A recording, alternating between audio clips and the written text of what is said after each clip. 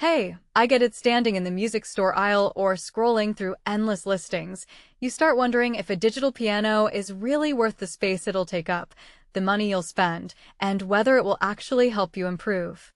You're probably thinking about how it will sound when you practice late at night, if you can connect it to your phone for a quick jam session, and whether the keys will feel close enough to an acoustic piano that you won't get stuck in bad habits. Link is in the description if you want to check the product details on Amazon. When I first looked at the Korg C1 Air, the thing that caught my eye was the promise of a full-size 88-key keyboard that fits neatly into a living room setup, plus Bluetooth audio, so you can stream backing tracks without a messy cable jungle. I spent a couple of evenings actually plugging it into my home office, testing a couple of YouTube lessons, and listening to a friend's Spotify playlist through the built-in speakers while I tried a few chords. What I learned was that the piano isn't just a piece of gear you set and forget. It becomes part of your daily routine, and its quirks show up when you try to use it in real life. If you're a beginner or a hobbyist who wants a piano that looks decent on a small desk, the C1 Air's white finish does the job. It blends nicely with modern core, and because the instrument is fairly lightweight for an 88-key model, moving it from the bedroom to the living room isn't a backbreaker.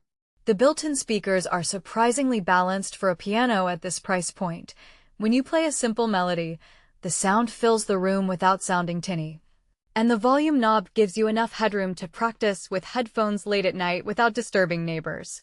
For me, that quiet practice mode was a game changer. No extra amp or external speakers needed.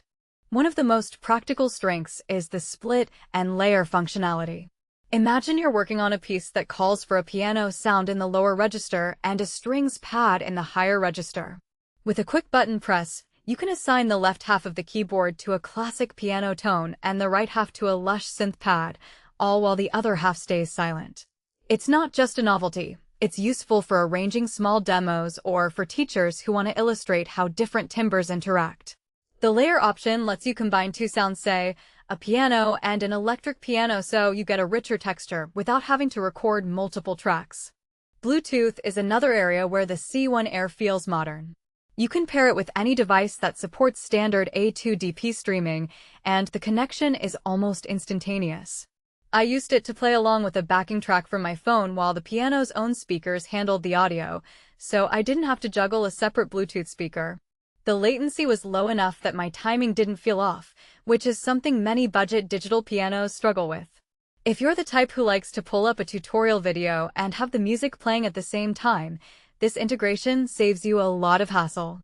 Now, no instrument is perfect, and the C1 Air has a few trade-offs that matter once you start using it beyond the initial novelty. First, the key action is Korg's RH3 mechanism, lighter than a weighted hammer action you'd find on a high-end model.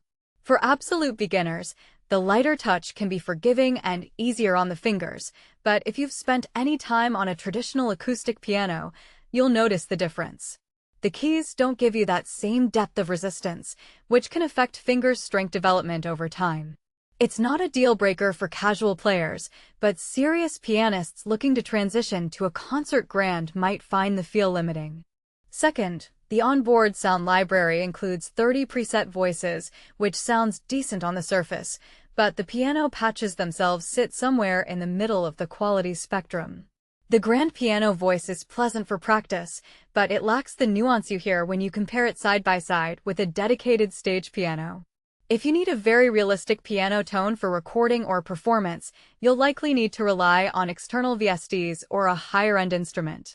That said, for most home practice and simple composition, the sounds are more than adequate.